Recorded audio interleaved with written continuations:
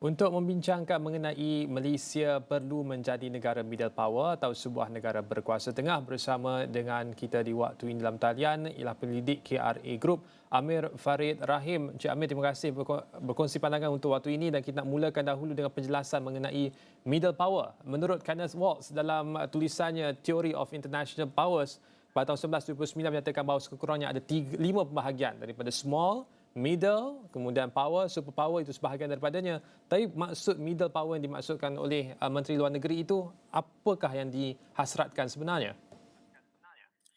Terima kasih Irfan. Kalau kita melihat dari segi teorinya, betul lah apa yang dikatakan Irfan tadi. Tapi saya lebih berminat untuk bercakap tentang apa praktikalnya menjadi satu kuasa peringkat menengah atau middle power, ya. Seperti yang telah dinyatakan oleh Menteri Luar Datuk Seri Dr. Zamri Abdul Kadir tadi, um, kuasa menengah ini tidak terlalu besar dan tidak terlalu kecil, sehingga tidak mempunyai impak yang signifikan dalam kepentingan sistem global. Jadi apa yang cuba dimaksudkan, saya rasa, ialah satu kuasa menengah yang lebih fleksibel dan memainkan peranan sebagai penstabil.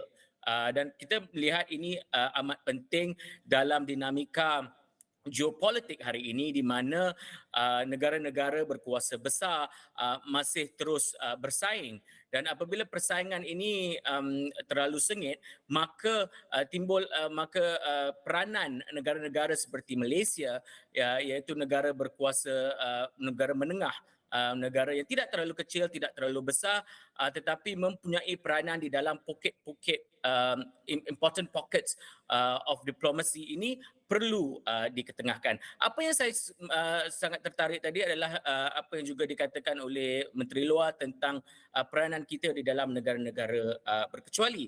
Jadi apa yang saya rasa, apa yang cuba diketengahkan oleh Kementerian Luar Negeri Wisma Putra dalam mengajak Malaysia untuk mewarnai pentas politik dunia sebagai kuasa menengah, adalah kita perlu bijak untuk memilih isu-isu yang harus diketengahkan dan disuarakan. Contohnya, kita harus membina jaringan, sebagai satu negara yang berkuasa bersaiz sederhana, kita perlu membina jaringan dengan negara-negara berkepentingan yang lain. Kita mungkin juga perlu bergerak dalam platform yang lebih besar, iaitu contohnya dalam isu-isu Islam, negara-negara Islam melalui OIC, isu-isu serantau melalui ASEAN. Tetapi walaupun kita bergerak di dalam platform ini, menghormati kerangka yang ada, tetapi kita perlu maintain satu suara yang jelas. Itulah yang akan membezakan kita dalam keberkesanan kuasa menengah ini. Ya. Dalam Kemudian, pengalaman itu, Encik Amir, ASEAN, NAM juga OIC, kita lihat sejarahnya Malaysia memainkan peranan yang sangat signifikan, sama ada mengasaskan gerakan ataupun kumpulan tersebut ataupun menjadi antara negara yang signifikan ataupun yang sentral dalam pergerakan ketiga-tiga pertubuhan tersebut. Kehadapan sebagai middle power, adakah maknanya kita harus menggerakkan satu lagi pertubuhan ataupun satu perkumpulan baru di antara negara-negara dalam konteks ekonomi, politik dan sebagainya, Encik Amir?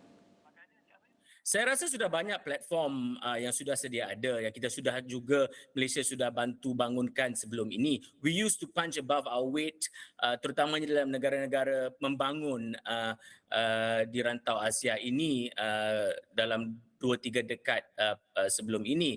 Jadi saya rasa dalam bergerak ke hadapan, kita perlu konsolidasi kepada platform mana yang kita mahu gunakan dan suara apa yang kita mahu angkat di peringkat global.